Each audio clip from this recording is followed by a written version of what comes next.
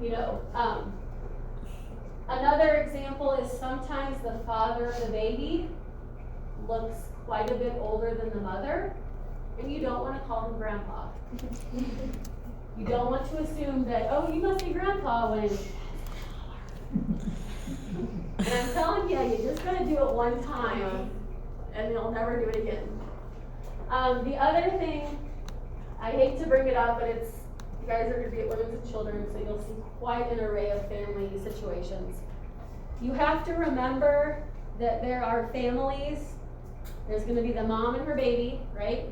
And there may literally be, sometimes in the same room at the same time, a husband, a boyfriend, and a father of the baby. 3 different ones. Sometimes they all get along great, and sometimes security's involved, because they don't. So that's another reason we don't make any assumptions. So just be okay asking at the beginning of your shift, how's everyone doing? And they'll happily tell you.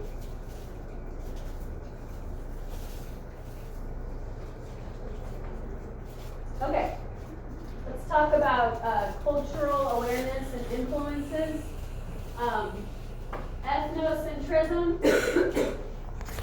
This is the view that our way of doing things is the best.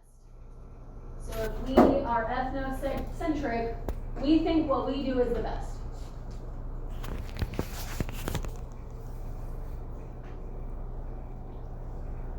So an example as applied to the healthcare system is that typically our U.S. healthcare system is very focused on the biomedical model that we have to cure disease states. That's what we focus on. But we have to keep in mind that there may be patients that come into hospitals who aren't seeking that. What else may they be seeking? Management of a disease. Yeah. Or maybe just pain relief. Right? Or there may be people that they're having symptoms and they get diagnosed with something awful like cancer, and they don't want to do anything to that. They're okay with that diagnosis, and they're like, and a lot of us are trained to think, well, why aren't you going to fight it?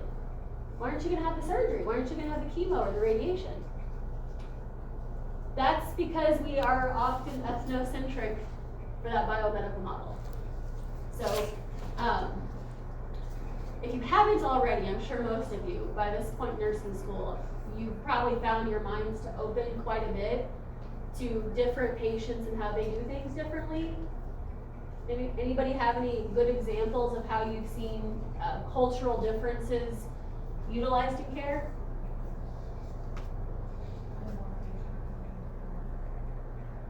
She didn't want to do it. But yeah, it Was she younger? she was like 40, 20. Yeah, 42-year-olds are young. What's the date of the stage? Was it colon? I think she had stomach or colon. Did they have children? No. And it was recurrent, so it wasn't the first time. Okay. She was just somewhere. Well, you usually hold on to whatever hope you can. It was interesting, her demeanor changed so much when her husband wasn't there. And he was all planning vacations for 6 months down the road. She's like, just let me go. It was really tough. Maybe that was his way of dealing with it, was trying to be positive and thinking about the future. Well, even like, I can relate to that because like my grandma, she has liver cancer and she's fine, like she's 93. But my great grandma, and this past like month we put her in hospice just so that she gets used to like people being there and stuff. And you know, when you go in hospice, you don't get to know, you don't get scans, you don't get anything. And so I'm like, that was hard for me at first to be okay with. Like, what are they gonna do? Well, Yeah. don't you want to know where you're at? Yeah. Or Well, with hospice, you don't usually need to know. no. Yeah. I I mean, yeah, you know, even she's still able to make a voice for herself, so she's like, well, maybe I'll get off of it sometime if they just can't, but still, It's hard to yeah. alter our way of thinking. Any other examples of cultural differences you may have either seen or heard about in hospital scenarios? Anybody taking care of like somebody that's a Jehovah's Witness and doesn't want blood products but needed them? That can be a challenging situation. Okay, we'll talk about some examples in a minute. Cultural relativism, that is when we try to learn about and apply the standards of someone else's culture to activities within that culture. So that's like when we value somebody else's belief system, even if it's different from ours, and do our best to incorporate that into their care plan. So, and the key here is, just like we were talking about with belief systems and opinions, we're recognizing that the behaviors of others may be based off a system of logic different from our own. It doesn't mean that we have to agree with them, but our job as nurses is not to make everyone believe what we believe, right? It's to take the best care of the patient that we can, respecting their wishes, right? Okay. So I'm gonna give a couple of examples. Actually, I'm gonna give one example here. So one of my favorite stories from when I taught at Central Methodist before, and when they had their senior preceptor shifts, they all get assigned different nurse preceptors, just like you guys will. But one of them was on labor and delivery at Women's and Children's, and they had to do journals about all their clinical days and yada yada. But one of them was a patient from, I don't remember the country, I know it was somewhere on the continent of Africa. She had had 4 children there, vaginally, was here in the US, does not speak English. I believe her prenatal care started relatively late, and she had gestational diabetes. So they weren't really sure how things were gonna go as far as the baby size, delivery, plus there was the language barrier. So this, and it's the 5th baby, right? What do you guys, I guess I should just tell you, you not think this. 5th babies should just fall out. There's not a whole lot of path of resistance left. So it shouldn't be taking a long time. And it was a long time.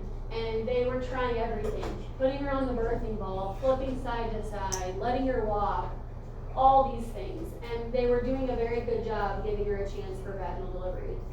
And it being the 5th baby, I think they were all starting to think, maybe this is a really large baby and maybe, you know. But they were really trying not to. So in her journal, she writes that at one point, the doctor, the residents, the nursing students, they go in and they're talking to the family's translating. And they said, well, what did you do when you had your other babies? Like, how did those labors go? What did you do? And the lady said, I danced. So she had all sorts of dances that they did in their culture to have babies. And I love this, that he said, well then dance. I love that, because that's the way we should be practicing, right? Her body knows what it's doing. The way we give birth here is very different than the way she probably gave birth to the other 4. And that makes sense why it's taking a long time. So I just think that is such a great story for that whole team to be like, and dance. Anyways, and then she has a baby vaginally. So that's an example. Okay, so we know that the culture, our own personal culture situations affect how families function and how family roles are different. Can you guys think of any situations or different cultural differences you've cultural differences in the hospital. Some cultures, the mothers can't make any, or like the wives can't make any Right. decisions. They can't what? Can't make any decisions. It's not uncommon, especially on OB, some of the Middle Eastern cultures, the husband answers all the questions. Now, what do we in the US think of when we see the husband or the male answering all the questions for a childbearing woman? What do we think? Subjugation. She must be being abused, right? Yeah. That's what we think, right? Which is not a wrong thing to be concerned about, but that's an example of a major cultural difference, right? Where we're taking our belief system and assuming this mother must be abused because the father's answering, where that is normal in their culture.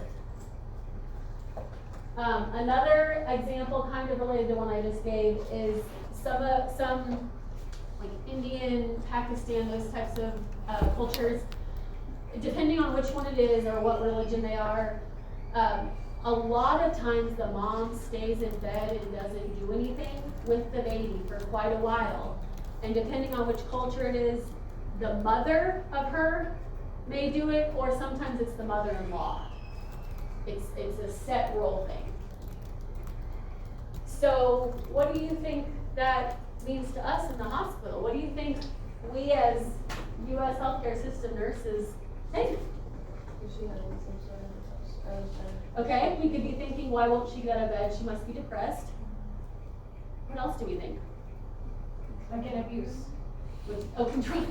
Yeah. Yeah, that's what we're gonna think. Exactly. Man, I'm glad my mother-in-law is not like that, right? Yeah, we could be thinking controlling mother-in-law dynamics that we often think of here, whereas that's a normal role situation. I've even heard of cultures where they believe the lochia from after delivery is evil, and they'll have a separate tent or lodging for the mom to go to until she stops bleeding.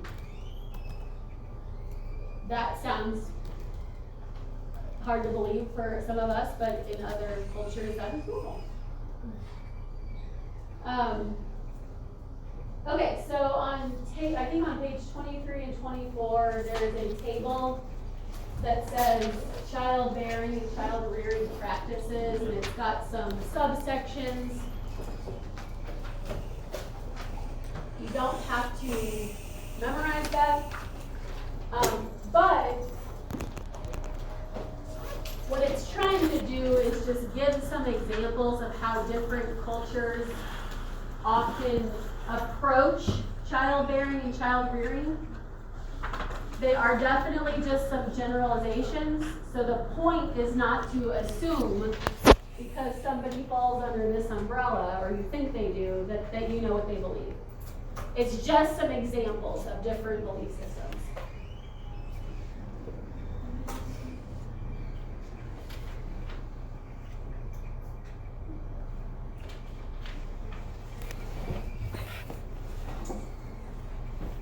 There is one I wanted to read.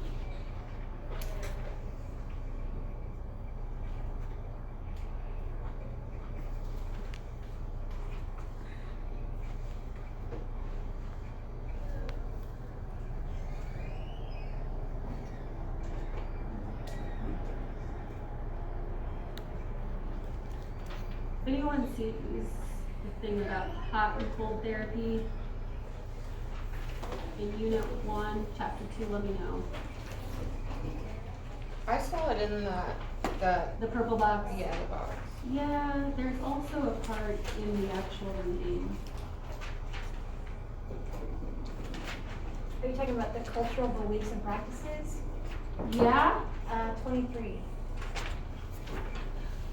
Yeah, but I don't think there's a part that's not just on the table, it's in the text part. Thank you, though. Why don't you guys take a break? Come back.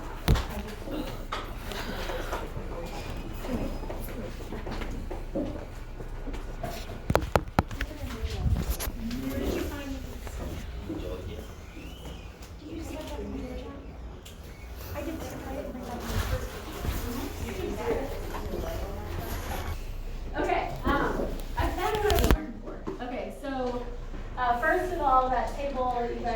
referenced on page 23, 24. This is just an example.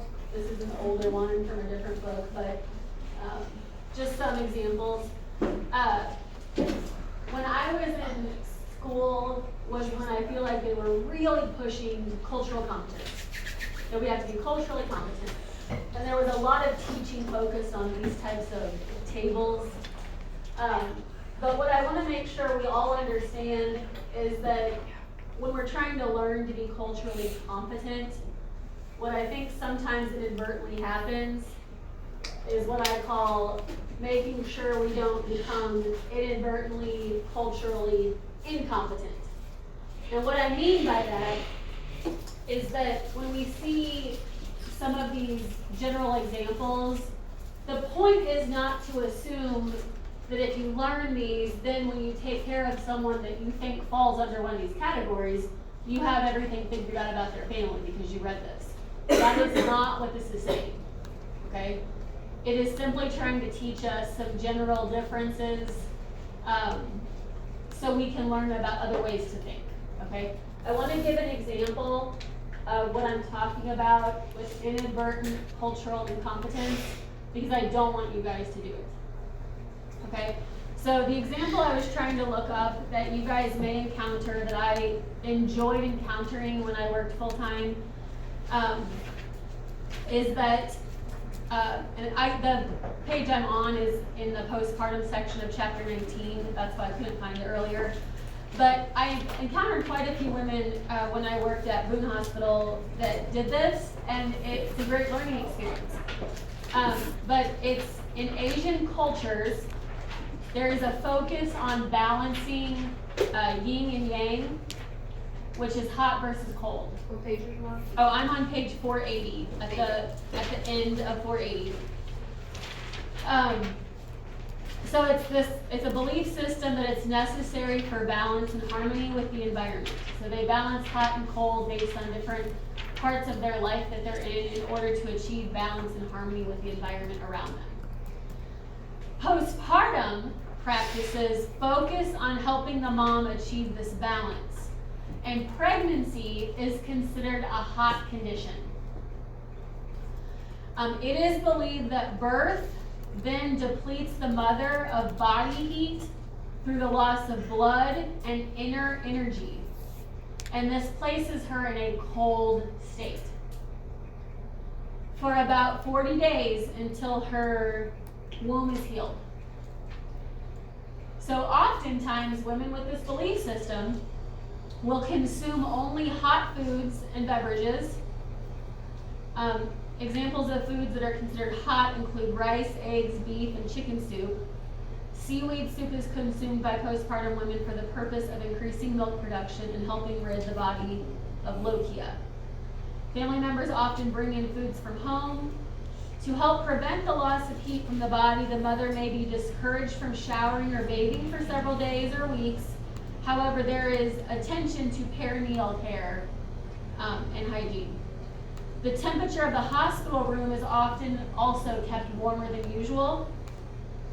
And the mom is going to very likely spend a lot of her time in bed to prevent cold air from entering her body. And she'll often have minimal contact with the infant. Family members provide the care for the mom and for the baby. And this is an example. For example, in the Korean culture, the mother-in-law is charged with caring for the daughter-in-law and the newly born grandchild during the postpartum time. Okay, so most of what I was reading there was about that hot, cold, yin-yang balance, okay? I've taken care of many patients that do this, and you will know you're taking care of a patient like that because when you walk in their room, it feels like a sauna. They're going to have many blankets over them, and then usually the significant other, our boiling water spout at where I worked was behind the nurse's desk. So oftentimes the significant others would come out and ask for boiling water to make them tea or soup or something like that. Lots of hot, okay? So does everyone understand what I read? And that explanation is excellent in my opinion of explaining that belief system basis. Okay, so I bring all of that up because one night I went into work to get report. I was on postpartum, And I was preparing to get report on, it was 3 or 4 couplets, I don't know. So I sit down at the table and this one nurse starts to tell me about the patient. Her name sounded as if it was from a Vietnamese descent name. I had not met the patient yet, but was just taking my notes, and this is back before we did bedside report all the time. So she sits down and she starts telling me the statistics. This is her name, this is how old she is, this is how many babies she had, it was a vaginal delivery, over a 2nd degree tear, this date and time, yada yada. And then she said, oh, and she's gonna want everything hot. And I said, okay. And then she kept saying it that way. She's going to want everything hot. She's going to want hot food. She's going to want. And after she said it in future tense a few times, I said, hold on a second. Has she asked for any of these things? And she goes, well, no. But I mean, I saw what she looks like and look at her name. Okay, I was so angry because what did that nurse do? She assumed by looking at her name and her face that she knows what that patient wants. That is not what we're trying to aim for. Do not do that ever. I still get goosebumps when I tell this story every time because it just aggravated me, and I just felt angry that she thought she had this lady and her husband figured out because of what they look like and what their names are. That's offensive. And thank God I questioned it, because what if I had walked in there with all the stuff that's hot because that's what she told me in report? Then I would look like the jerk, right? So, my whole point is that is an example of somebody who thinks they know stuff about people based on something like this. All this is a snapshot.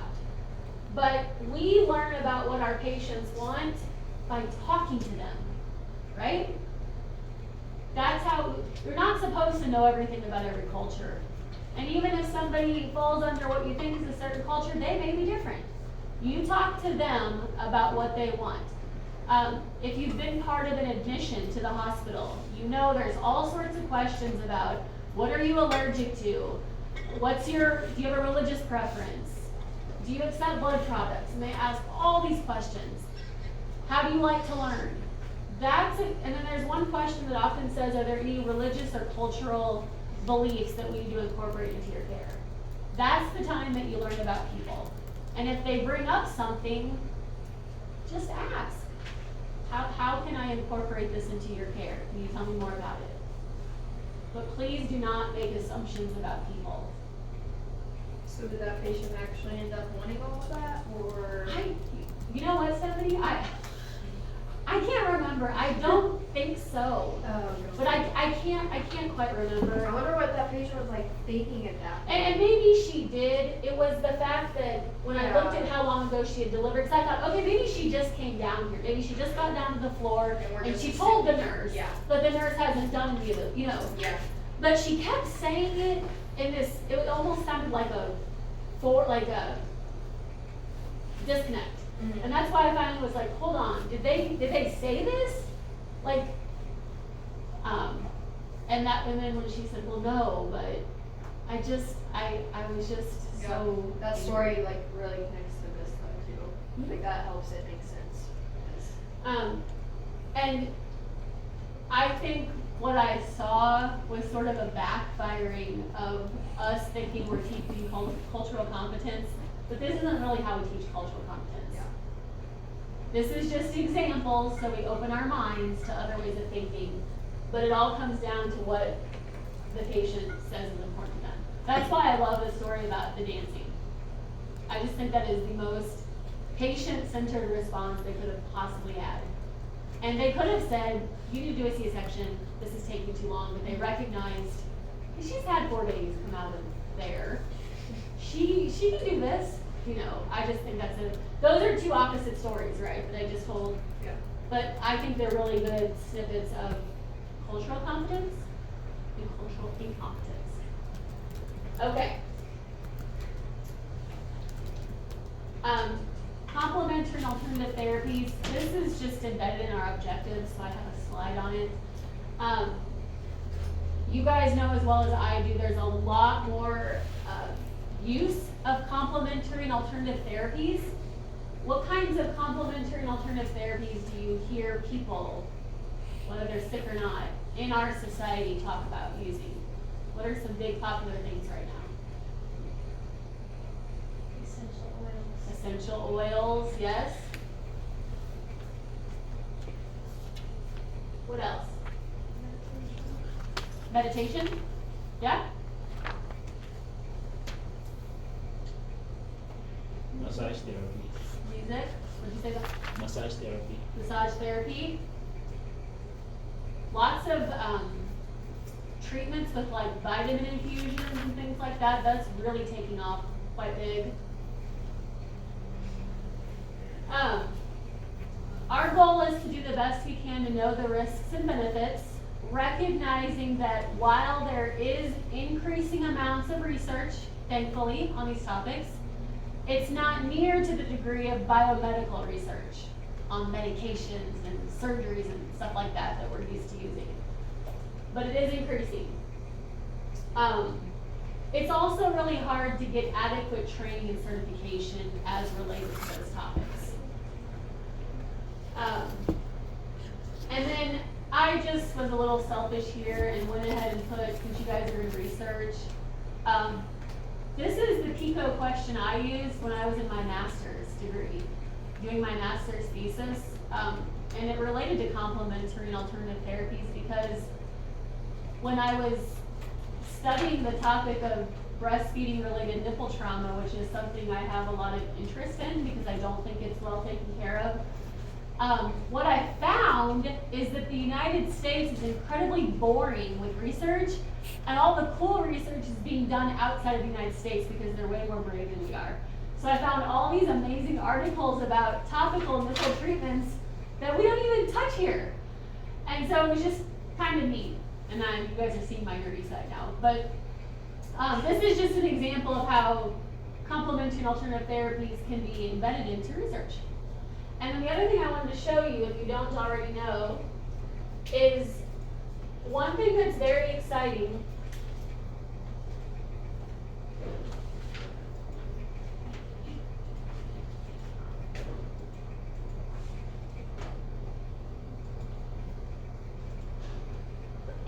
is while there is not a lot of research, it's improving.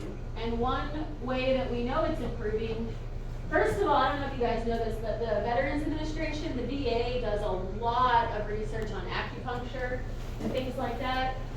But the National Institutes of Health actually has one of their centers dedicated to complementary and integrative health, which I think is a huge deal that one of the centers does that. So it's nccih.nih.gov. But if you ever hear about, oh, so-and-so takes cinnamon capsules for this, or elderberry was really big a few years ago with like cold and flu remedies, you just go to their homepage, and then you, on the A to Z topics, you can click on, so I think I've done cinnamon before, chamomile's on here. What about apple cider vinegar? That was a good one. That was all over TikTok. Yeah. Apple cider vinegar? Yeah, that was really big. Oh, that's so bad for your teeth. Well, there was that, and then they had like gummies. Why is that not on here? That's surprising. Well, isn't bone broth another thing Yeah, people are that doing a was lot of? big. Like, I wonder if that's on here. My doctor suggested turmeric. Yeah, turmeric I hear a lot about. Yeah. Fenugreek is on here. Lavender. Oh, marijuana's on here. I didn't know that was a complimentary treatment. My sister swore by fenugreek. For lactation. milk. Okay, so here's an example. I just clicked lavender. But I think this is such a great resource. It gives you a concise summary of what we currently know from a .gov website, which I don't know if that means a lot to some of you guys, but that's typically supposed to be a well-respected So background on what lavender is, what do we know, and so it'll sometimes tell you what people think it helps with. They think it helps with this, or you'll hear people talk about this, and then they'll tell you what have we learned and what do we know about safety. Does it have one on like peppermint and you're not supposed to do anything? It probably does. Yeah. Peppermint oil, we've always like rubbed it behind our ears when we're sick. Yeah, no, it's peppermint oil. when you're pregnant, you're not supposed to do anything with peppermint. So here's an Doesn't example. improve It's got some happiness. stuff about research. Consumption of, studies of lavender oil taken orally have suggested it might be beneficial for anxiety, but because of the limitations of research, including small size of studies, there's no definitive conclusions as of yet. And then a lot of times at the bottom, they'll have some of the research articles linked. What about, See? pretty cool. I just think this is great. What about ashwagandha or whatever? Have you heard of that? I have not. You guys need to call this place and add some of these topics. Cause that's like a Yeah, big I- What did you call it, Stephanie? Ashwagandha or something. It's like I've heard a lot about it for helping anxiety in a natural way. It's not on there. That one's a really big one too. Anyways, have you guys seen this before? No. That's why I'm asking all the good I've ones. used this website for a lot of like paper stuff. Yes. And if you guys already done your PICO questions, are you still deciding? Yeah, it's due on Wednesday. What? Oh, I thought it was Sunday. Huh? It's- Oh, wait, no, it's due on The Wednesday. questions, the discussion is due tomorrow. Just your, Our group work is Everything scheduled else. to start Sunday. you guys started No, your no. discussion. Okay. You'll also notice there's disease topics under here, so if you wanted to see what, like with diabetes, what they were saying about complementary and alternative therapies as related to diabetes, you can do that. Yeah, the first Okay. so that people can discuss it. This is plan. I know they will plan. Okay, and then the last few objectives, tell me what you know about describing professional behavior of a nurse caring for a childbearing or child-rearing family. What have we learned thus far about the expected professional behavior of a nurse caring for childbearing or child-rearing families? Respecting their cultural beliefs. Okay, respecting their cultural beliefs. Advocating for your patient. Okay, advocate for your patient. Wellness-centered approach. What'd you say? Health promotion-centered approach. Yeah, you mean as far as the focuses of OB? It's very health-centered, wellness-centered, Instead of, illness-centered? Yes, very good. So when we care for these clients, we're often focusing on getting them well in what's a normal, healthy, general state of life. Okay, what else? Professional behavior. Not assuming who people are. Do not assume. Is that what you said? Yeah. Yes. Be discreet. Okay, like with HIPAA and, and it can be hard to do that because it is usually, 99% of the time, a very exciting area to work in. And so it doesn't feel like HIPAA as much when you're just telling good news. But we have to be very mindful of that. Okay, what sort of teaching principles would we use with childbearing and child-rearing families? Teaching principles. Like for the infant, Either. well, like car seat, the things that we talked about yesterday. So you'd be teaching who though? The parent. Yeah, the mother and Or her her. support person, or whoever that is, right? So we definitely can't teach the babies, but they're dependent on who's taking care of them. So I think I told you guys before that oftentimes when I do discharge teaching, I make sure to involve a support person, because especially something like postpartum depression, very few moms that have that are going to, number one, recognize it, and number two, report it. Because there's a lot of stigma and probably some shame in thinking you must be doing something wrong if you're not super happy at this super amazing time in life, which is a cross. It's wonderful to have a baby that's not an easy time in life. Okay, anything else about teaching principles, childbearing, child rearing? Well, just within the mother, you're gonna like teach self-care, like, Yes, and sleeping, nutrition if they're yes. breastfeeding. A lot of what we teach and focus on is basic Maslow's hierarchy of needs, okay? None of us can get better at any roles in our lives if we don't have our basic needs met, right? One example is I remember when we got home with our first child, I don't know why, but I literally thought we would all just take turns being awake to watch him. Like, I literally thought, okay, I'll sleep for, 5 hours, can you watch it, okay, Mom, can you? And it took me a second, or not a second, longer than that, to be like, wait a second, we cannot watch him at all times, that doesn't make any sense. But at the time, in my sleep-deprived, just hormonal brain, it did make sense. And it was my first child, so I had no idea what I was doing. Okay, anything else? Meet them where they are. So, Yes. like, if reading isn't their strong suit, do Sure. auditory or example. Absolutely. Keep in mind their reading level too, right? Just like we would on any other floor. Okay, great job, guys. How would patient care technology, how would we effectively use that in order to support safe nursing practice of maternity comments? Patient care technology. Is this asking like, I don't know, kind of confused. Effective use of patient care technology. So like a automatic breast pump? Yeah, that's a good one.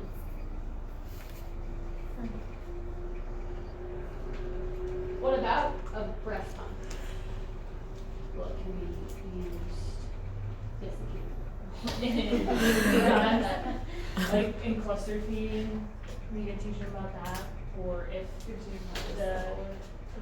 And every hospital is going to be different. If it's a hospital grade pump, usually the pump itself, it has to be cleaned in between, but it can go room to room. But the kit is, each patient gets a new one, so you want to follow the correct procedures of how to use one. The really big patient care technology that we use is what? Huge. It's what makes it an ICU. Is it the, oh, sorry, I was gonna say, the, heart monitoring for the child and stuff? Yes, the fetal heart monitor. Those are a huge kind of patient care technology that we use. But just like any technology, you have to know how to use it, how to troubleshoot it, and just like any monitor, what is the point of having it on if someone's not watching it? The worst thing that can happen is that you take your eyes off of it or no one's watching it. The baby has a big, giant 10-minute detail that's now on the record and no one did anything. So, communicating. Who's watching the strips? I'm going back for a stat C-section. Can somebody watch my triage patient? Or I'm back in the stat C-section and I pull up that triage patient's strip.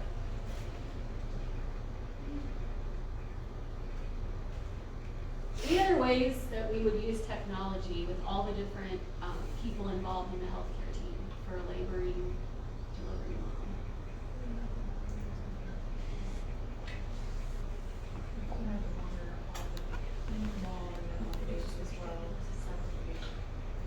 That'd be nice. I think so something that was helpful was being able to see the contractions on the screen. So I know, okay, I'm getting ready to have some pain, I know when I'm gonna push, so that was really helpful. Yeah, so that's a good point, like just orienting the family to what's on the monitor. If it's crazy busy, sometimes the babies come off the monitor, they roll around. It's really great when the family can call out and say, I think the baby's off the monitor. Yes, we should catch that and go in and fix it, but yes, some people do that too, yes. Some people are also really good at faking contractions when they want you to think you're in labor and they're not. And it's very obvious. They look way boxier when they're thinking them than real ones do. I was also thinking just where the provider that's going to deliver is located. So are they just down the hall and I can call them? Are they across town? Like when I teach clinicals at St. Mary's, a lot of those doctors are at JC&G. So if you're ready for them to deliver, you need to give them at least 10 minutes. At least. Those types of things. And then communicating to the provider, especially if you see something problematic on the fetal monitoring strip. Here's what I'm seeing, here's my concerns, I've turned off Pitocin. Those are standard of care things that you'll be held to. It's how you dealt with problems and how you communicated them. Okay, and then we already talked at length, in my opinion, about how we use healthcare policy, financial impact, and the regulatory environment to impact maternity care. We talked a lot about those difficult, varying topics that impact women's healthcare. All right, we'll stop there, and then you guys are welcome to take a short break. And the next one we're going to do is that short PowerPoint that looks like it has alphabet soup on the front.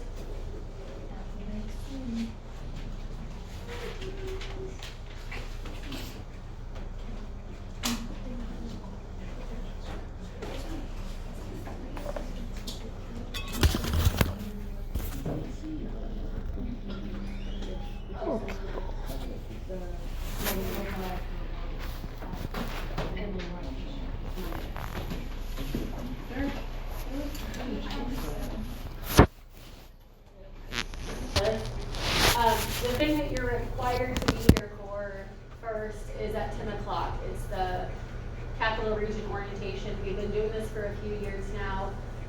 Even if you're not going to Capital Region right now, we do this orientation with the whole School of Nursing, with Lori Green, just so that it covers us for the whole year. And so everyone in the School of Nursing, if you know people in other cohorts, make sure they know. We've been trying to make sure everyone knows, needs to be here for that at 10 o'clock, and you'll come in this room. We're going to meet with our cohorts.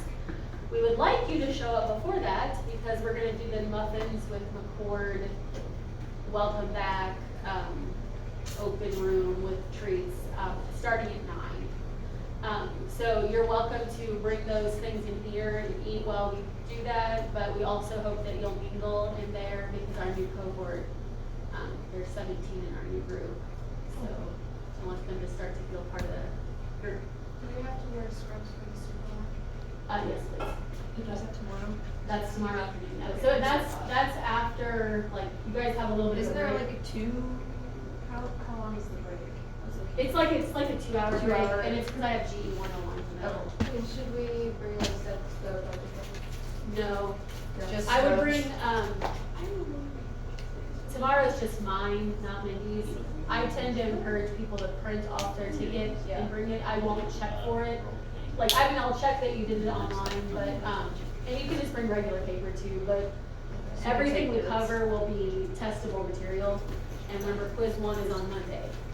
So I just tend to encourage it to do that. Yep. And test one will be over, oh, sorry. Is quiz one just over everything? Quiz 1 is over everything we cover the first week. Okay. So anything that Mindy and I cover this week is fair game. And then, like your super lab ticket would be fair game. There won't be anything from like the med profile or the lactation, those other assignments, but anything on the sim lab ticket, or what we cover this week with Mindy and I. It's 5 points, it'll be 10 questions, each worth a half a point.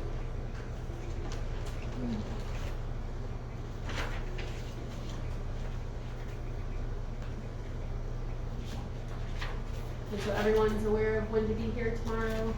So yeah, you don't have to wear your scrubs in the morning. If you want to change over lunch or something, that would be fine. So. Okay, so this topic usually goes more with antepartum, but I think I forgot to even tell you guys this. A few years ago, I rearranged the order that this class is taught in, because if you teach it in chronological order, right now we would be talking about pregnancy and stuff like that, but that's not what you're going to focus on in clinicals. In clinicals, you're going to focus on the delivery and the postpartum. So I kind of switch things around so that you're learning up front the more important stuff so you can apply it in clinical. So normally this topic of gravidipara would be taught with the antepartums, but I don't usually do that till test 3. But some of you will be heading into OB clinicals soon, and I want you to know this lingo, because you'll hear it a lot, and it sounds like a foreign language if you're not familiar with it. Okay, so the focus is communicating a woman's obstetric history, and we use these fancy Latin terms. And so we're going to first go through some definitions, okay? So just be patient here at first and just write down what you need to write down. And as you're looking at these, think about what they mean and ask if you have questions.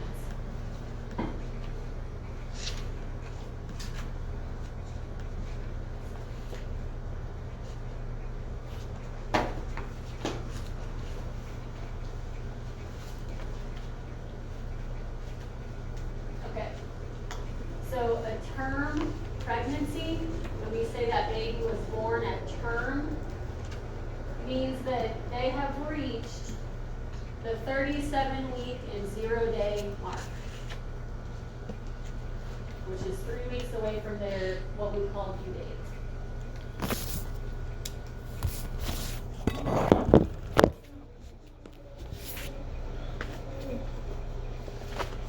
Okay. Yep. You said that to term is the 37 weeks? You have to have reached, so I should also clarify in healthcare, you'll never ever hear us say that she's 3 months pregnant, 5 months pregnant. We don't use months at all, and in fact, we don't even just use weeks, we use weeks and days. So we will say she's 34 weeks and 3 days.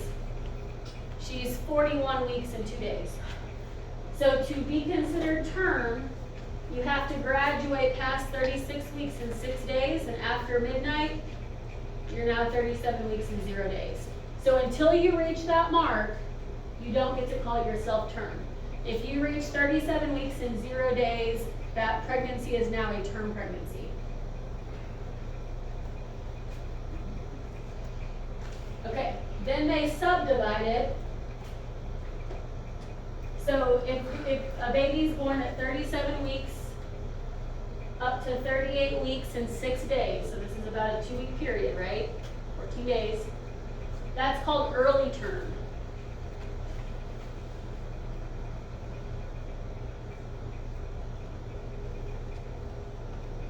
And then we have another little 2-week period here where we call it full term. And it's basically a week before and a week after the due date. So 39 weeks and 0 days to 40 weeks and 6 days.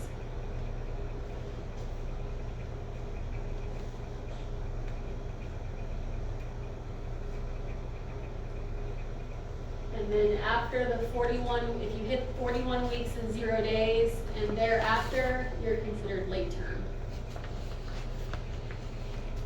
And actually, if you hit 42 weeks, we call it waste term. You're past term. You're really late.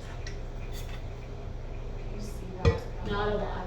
Usually the ones I've seen are Amish or Mennonite women trying to deliver at home that then get transported to the hospital. Okay, so preterm, this is where things get a little confusing for some people. So a preterm baby has to have reached at least 20 weeks gestation. So halfway through the pregnancy. But they do not make it to 37 weeks, okay? So here we have the subdivision preterm, 20 weeks and 0 days to 33 weeks and 6 days.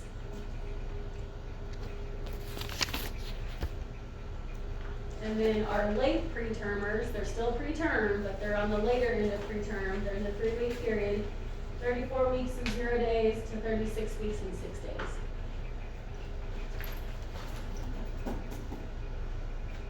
And to verify how concise we are, on labor and deliveries where we still have marker boards, at midnight they'll go update everyone to 1 day higher. It's literal. I've seen St. Mary's induce women and the appointment time is at 12:05 a.m. the day they turn 39 weeks. Because that's when they're turned. I think a little obnoxious, but whatever, they didn't ask me. That's how it was when I was induced with my third for 37 weeks.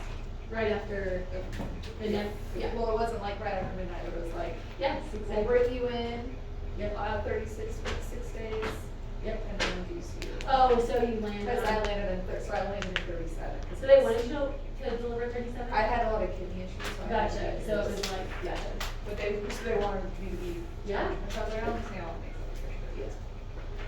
Yeah. It's all about the now. It looked better for them. Yes, it did. Okay, questions on this slide so far? So we're just still doing definitions. Okay. All right, here's our big letters, the two big ones, gravida and para, right? So gravida refers to several things, but I like to tell students gravida means pregnancy. It is a pregnant state.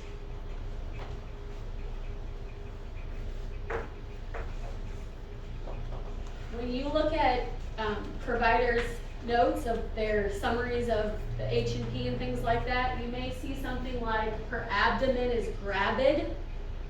That means it is pregnant.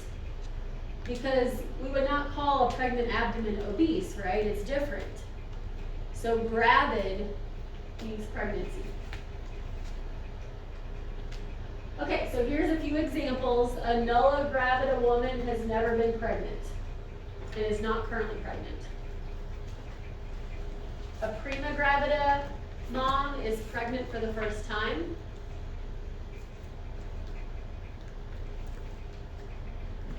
And a multa gravida mom has had 2 or more pregnancies.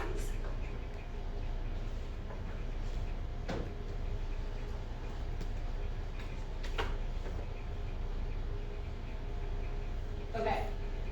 For para, the first definition I have there is, I believe, what's in the book. However, I have a note below that of how it's generally used instead. Okay, so para, to count as a para, the pregnancy has to make it past 20 weeks. And para is usually referred to deliveries.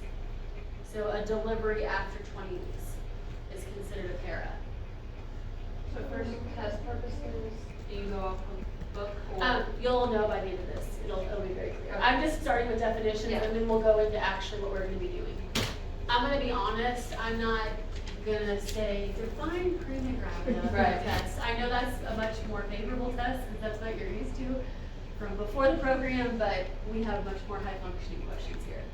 But this is sort of background knowledge for what skill we're building towards. So typically, to break it down, the big letters we use is gravida and para. She's a G3, P2. She's a G5, P3. And that is a quick way of saying she's been pregnant 5 times and has delivered 3 pregnancies after 20 weeks. So when you see para, think delivery after 20 weeks. So if you had a miscarriage. It depends on how far along, and then we'll talk about how that goes. And we'll talk about this, it doesn't matter, the number of weeks matters, not whether it's alive. So whether we call it an abortion or whether we call it birth. Okay, so I want you thinking, we're gonna add a bunch of more letters, but the minimum you'll see is gravida para. You'll hear in report, she's a G1, P0. She's a G1, P1, just had her first baby. She's a G10, P2. Think, this is how many times she's been pregnant, this is how many deliveries she's had after 20 weeks. Okay. So, as an example, a nulliparous woman has not had a pregnancy and after 20 weeks. A primipara woman has had 1, multipara has had 2 or more. Okay, here's where things get probably confusing for everyone. The opposite side of a para, so you gotta have a pregnancy first, right? If the pregnancy ends after 20 weeks, we call it a para. If a pregnancy ends before 20 weeks, the medical term for that is abortion. Okay? Don't think the political topic. We're thinking of an event. a healthcare event.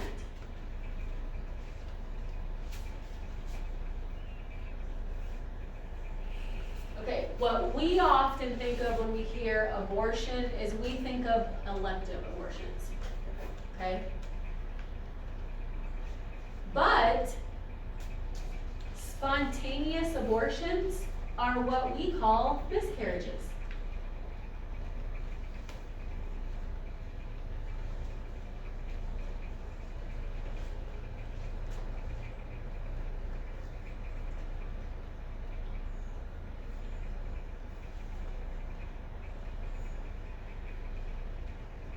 Okay, so sometimes the providers will note, let's say she's had 3 abortions.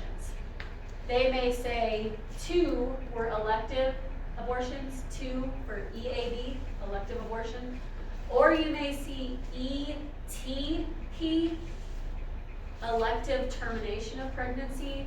Both of those mean elective abortion. So EAB or ETP. So a mom might have 3 abortions and the provider might put 2 EAB, 1 SAB. The SAB is spontaneous abortion and that's a miscarriage.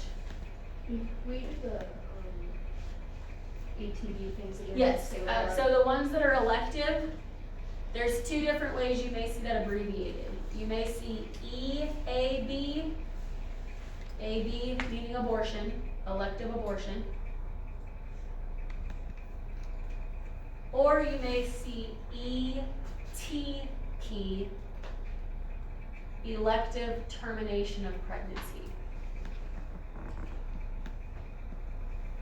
So the reason I'm over explaining this is in this course, you have to get the word abortion out of your head as being tied to what we think of as only elective abortions. And the reason is because anybody who's had a pregnancy in before 20 weeks has technically had the medical definition of an abortion. But I think that word often gets skewed in our minds by the political issue, okay? And then stillborn I put on here because a lot of terms we use in healthcare are not what people use on the outside. So healthcare workers don't say miscarriage. We say SAB, spontaneous abortion. But lay people say miscarriage, right? You'll hear lay people, and you've probably said it yourself, oh, was it a stillborn or a stillbirth? We don't tend to use that, but it often refers to a fetal death after 20 weeks.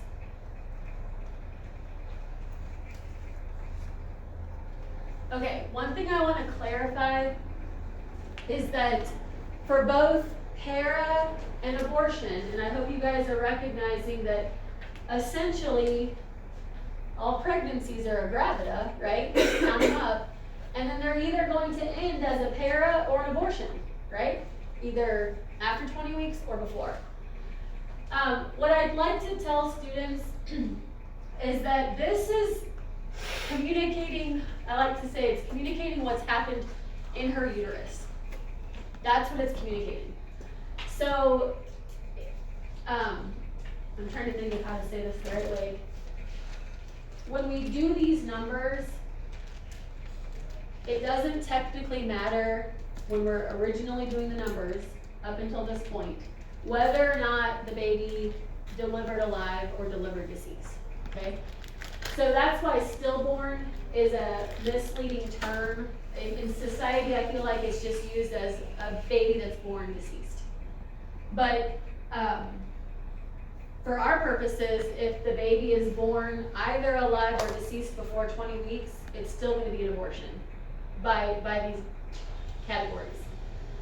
If a baby has already passed away but delivers at 39 weeks, it's still a para, even though it was deceased prior to birth. So we don't really use the stillborn. We don't, I'm trying to think of how to say, I don't want to say we don't This is care. more in relation just to the uterus. Yes, this is communicating what her uterus and her cervix have been through. Okay. And I hate to say we don't care if it's alive or dead, but we do care about it in different ways. For the purpose of this is a communication tool. It is a quick summary of what she's gone through with her reproductive organs. And the last letter we're gonna do will communicate, which is living children, will communicate how many children are alive. Okay? Alright, so that then brings me to living children, which is the last letter. And that's a pretty obvious one to figure out. So the way that twins and triplets are often shown is here. Because let's say we have triplets. It's somebody's first pregnancy. It is one pregnancy, right? So she's a gravida 1. And delivering the pregnancy after 20 weeks makes it a para 1. It is not a para 3. It is one delivery. One pregnancy that's delivered after 20 weeks. But she's going to have 3 living children, right? So we would say she's a gravida 1, para 1, with 3 living children. We're going to practice this a lot, so. Okay, now, living children also is not perfect because what if she's adopted children? Don't we count them? We've had people who had children die later. So the child was born living, but is now deceased from, say, a car accident. So this one's by far not perfect, but I'll sometimes see, if they want to communicate which ones were biological from the reproductive order, they'll say living children 3, and then they might put +1 adopted, or something like that. Yeah. I was reading and I was a little bit confused how they categorize children who didn't make it to like 1 year of age. Like how, or what am I'm a little bit confused. They'll write, sometimes they'll write -1. Okay. And they'll put SIDS or something. They'll put like, because this is a communication tool, right? So if I'm looking at these numbers and I walk in to assess her and I say, oh, this is baby number 3. And so those things are communicated if a previous child has died or something like that. But the reason I was bringing this up too is this is also where we communicate multiples.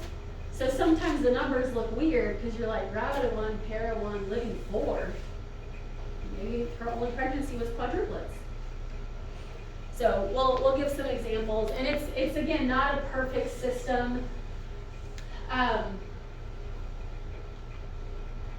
The living children one is probably, from the historical standpoint, the least important, because really this is communicating what's happened to her uterus, what it's been through. All right. So, you know how healthcare likes to make things more complicated than they have to be? This is one of those topics. So I show you guys all the different ways you might see this because every facility does it different, and I want you to know how to read it. The really simple places will just do gravida para, but usually you're going to see that on a non-OB floor because they don't care about anything more than gravida para. A lot of places will use a 5-digit system. GTPAL. Some will just use 4. In this course, we're going to do all 6, so we're used to them. So we're doing, and I'll clarify the middle 2 letters in a second. We're doing gravida para, term, preterm, abortion, living children.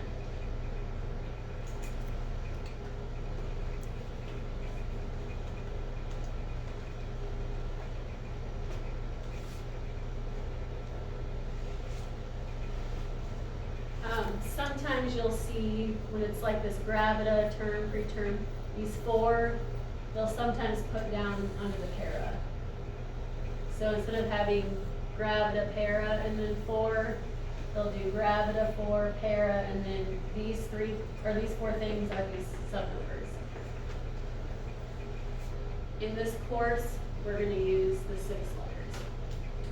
So gravida, para, Yeah. term, preterm. So, what I think it's confusing is that there's 2 P's. Anybody else think that's confusing? Okay, so here's how we're going to remember it. If it's right next to the G, or if it's before the T, it's para.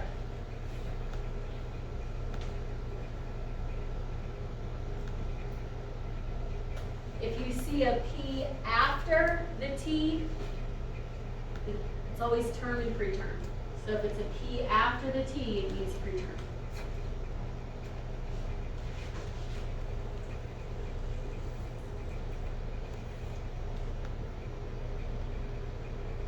Okay, so what's this example? What are these words going to be? Gravida? Term, preterm, Abortion. abortion, Babies. I'm truly not trying to make this harder than it is, but if I teach you one single way and you're not aware that there's other ways, this lesson will be pointless because you can't interpret what the other routes of communication are. But now that you're learning this, it does make it more fun to break apart like medical codes when you're working in the ER or on an ICU floor where it was a postpartum patient and they're using these fancy terms. Or you read the provider's notes. Okay, so these are just some of the ways they could be set up, but we're gonna do the 6-digit system. Okay, so what I haven't yet explained well is that these two, so we already said, what's para? How would you explain para? Yes, okay, so we're gonna divide this into which babies, how many babies born after 20 weeks. So everybody after 20 weeks has to be term and preterm. Because if they're before 20 weeks, they're abortions, right? Okay, we're gonna subdivide 37 weeks and after, and before 37 weeks. You're gonna divide. Yep, so the term ones are just 37 weeks and 0 days on. So if a baby's born at 40 weeks, it would count under the T.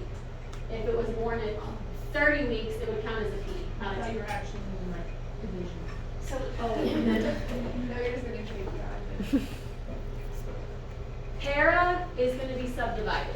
So if you add these two together, it should give you your para number.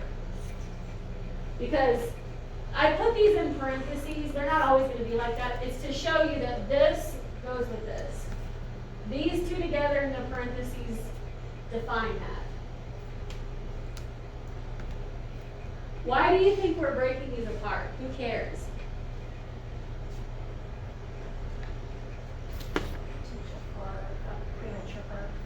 Okay. Wouldn't it be interesting if she's a gravida 5, para 4, and all 4 babies were born before 37 weeks? Doesn't that alert me if she comes in at 29 weeks with cramping? That I might want to call the NICU team? Okay. All right, what questions do you have before we move on? Yep. Sorry. That's it. The T plus P, the term plus preterm should equal the pair. Para. Yep. So think about where the P's are. Gravida and para always go together, and term and preterm always go together. So the T's kind of a divide. So up here, that's how we know this P is preterm, since after the T. And why do you think there's no P, para, up here? Why do you think some people just do 5? That had gone past 20 weeks.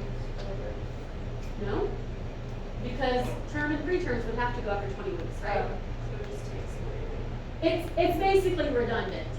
If you have all of these numbers, you actually don't technically need the para. So it's a shortened way to do it. And we're gonna do all of them because I want you guys to get used to doing all 6, so that if you go to a place that does just GPAL, you're gonna know that's gravida para. But if you do, if it's 5-digit one, you'll know that one. Okay. I promise this will get easier as you guys do your paperwork and have patience. Okay, so we're going to do 3 examples.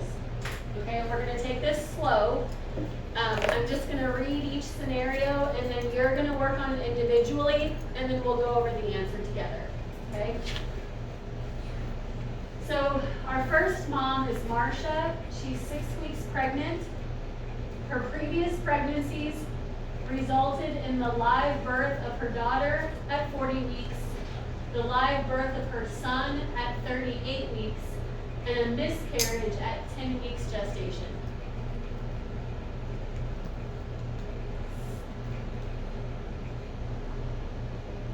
So write out your 6 letters and then start filling in what the 6 letters are.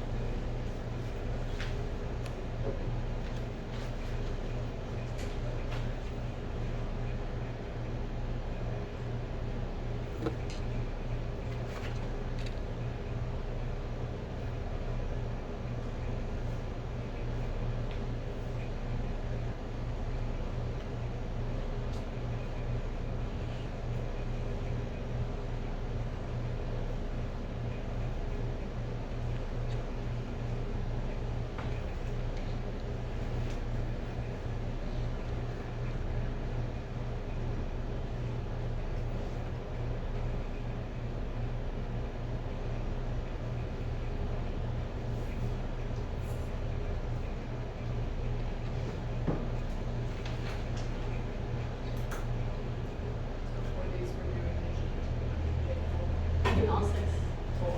Yep.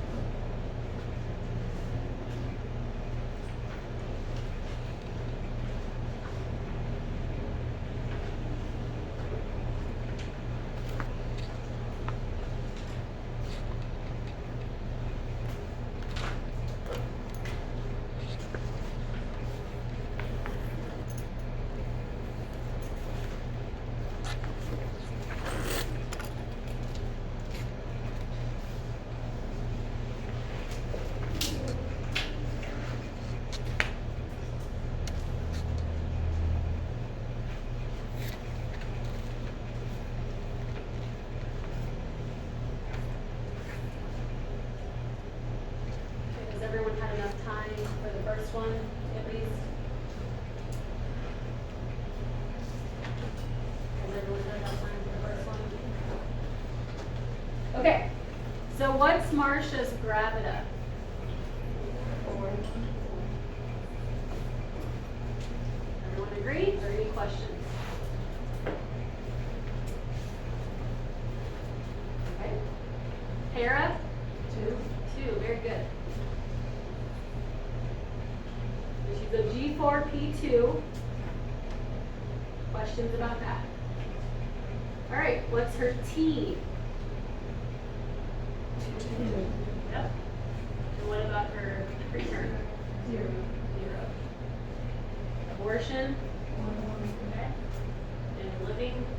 2. Okay. So these are her numbers. Any questions on Marcia? G4, parent 2, term 2, preterm 0, abortion 1, living children 2. Okay.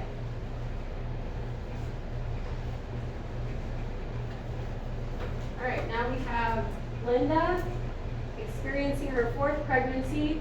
Her first pregnancy ended in a miscarriage at 12 weeks. The second resulted in a live birth of twin boys at 32 weeks. The third resulted in a live birth of a daughter at 39 weeks. Unless I specify otherwise, if it's a live birth, you're going to assume all the children lived thereafter. Unless I say something clearly that they do not. So go ahead and do her numbers. For this, This is going past that one, but if the third one, if it was a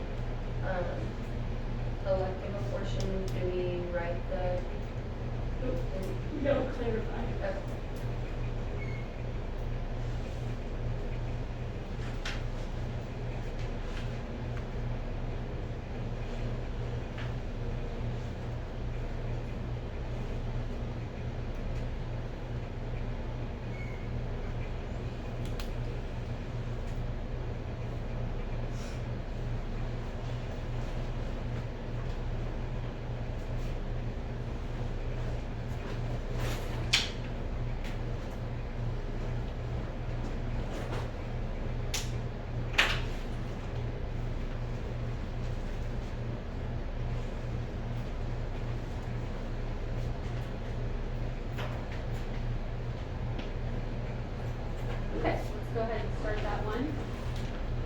So what is Linda's gravida?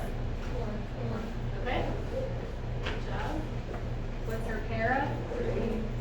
What? 3.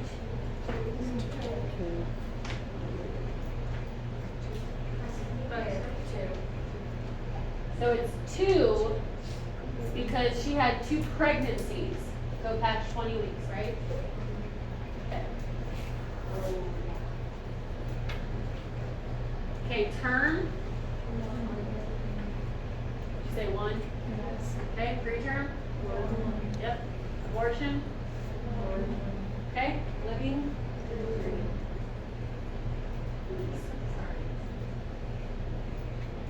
Okay, so she's a G4, P2, T1, P1, A1, L3. And do you see how this is where we communicate multiples? Yeah. And it makes sense now that you can add the P and the T. Yes, that's why up It there. was confusing when you said it earlier, but now that you. Oh, really? Darn it. No, it's because like I didn't realize what numbers would actually be. Yes, it's a lot to learn. That's why I call it alphabet soup, because at first it's like, what am I saying here? Yeah. That's part of why I put the parentheses, because it helps Yeah. me to break these off. And we should be thinking, these 2 should always add up to this. If they don't, we did something wrong. Here's the other thing. The gravida is always going to be more than whatever else is going on if she's currently pregnant. If she's not pregnant, the gravidas should equal what 2 added together? If she's not pregnant right now, what 2 things should add up and make the gravida? A and right? Because aren't these 20 weeks and later, and this is 20 weeks and before. And if she's not currently pregnant, that means all of her previous gravidas had to have ended. They either ended after 20 weeks or before, So then how come on this one it's 2 and 1? because she's currently pregnant. Oh, okay, Yeah. got it. Sorry. No, that's okay. These are just checks and balances, because you can like cross-check yourself. So the twins wouldn't be a 2, that would still just be a 1. Yeah, so for quadruplets, triplets, whatever, it's only counting as 1 para. And remember, since term and preterm are subdivisions of para, let's say that they're term triplets, it's para 1, term 1. The So only counting way as you're going one to communicate it is down here. And it's definitely not a perfect system, guys, because think about it. Think if one of these children had passed away. It's going to make these not look like multiples, right? So it's not a perfect system, which is why when there's the living part, again, we care about the living children, we love them, but it's really more of a uterine history type of thing.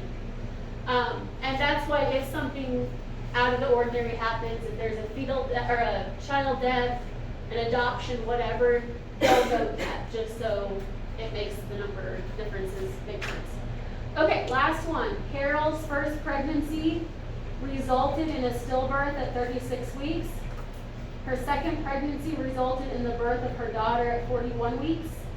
She's not currently pregnant, and she had an elective abortion at the age of 16.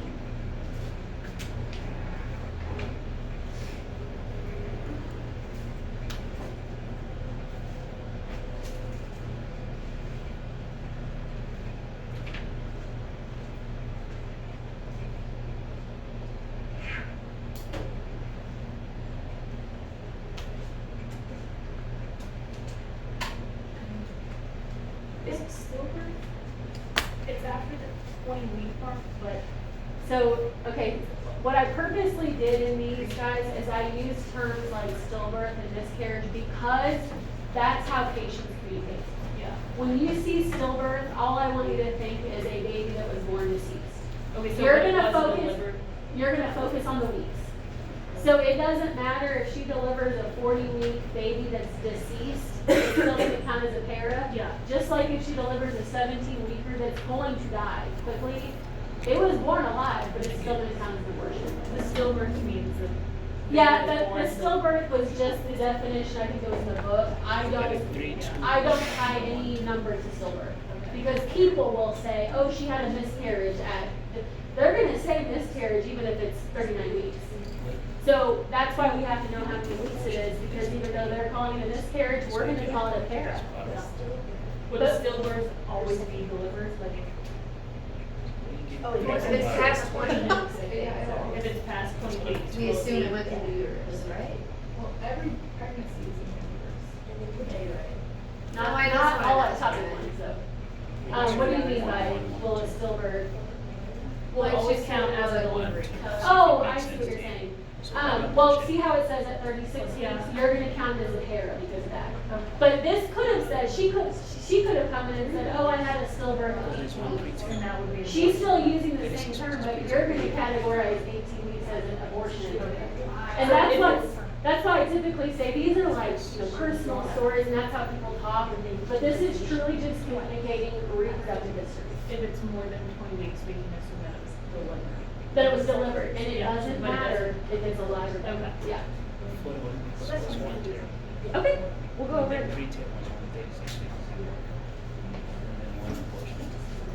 And Yeah. 2 living. I purposely use terms that people use because no one says I had a baby at 38 weeks. They'll say, I think she was like 7.5 months. What, Which P are you adding with the L?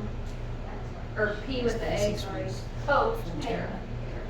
Para and abortion are opposites, right? One's before 20 weeks, one's after. You guys never knew we could do, it's like algebra, but not, right? We're doing math with letters. 36 weeks. All right, let's do Carol's scenario. So what's her gravida? 3. Not big. Okay, so she's a gravida 3, para 2. Good job. Term? Yep. Preterm? Yep. Abortion? Correct. And living? 1. Yes. I counted it still. I got it here. Now, she's not currently pregnant, right? No. So look how this is communicating something happened to one of these kiddos, right? Didn't she have a stillbirth late? So you kind of figure out, wait a second. So with the para, it could have been 3 if she would, if it would have told us when the abortion was when she was 16. Like if Oh, good question. Thank you for pointing that out.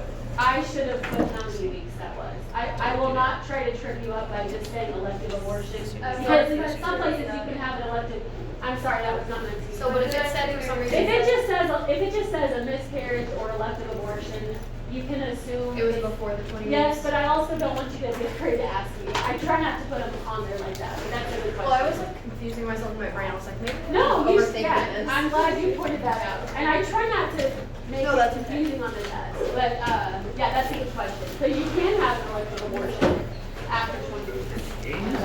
Okay. So G3, P2, T1, P1, A1, L1. Some of the selfies. What? How would I list it or? Oh, if it was elective? It was Sarah. So you would have a P3 We and don't an really A1. care how the pregnancy ended. We care what her uterus delivered. Okay, right. So it'd be para. You wouldn't get it. It's about what the uterus has gone through. My experience. Trauma, something that stuff's been going on. Just get allowed. Good job, guys. See you tomorrow. Look at you. You want me like you? Choo choo.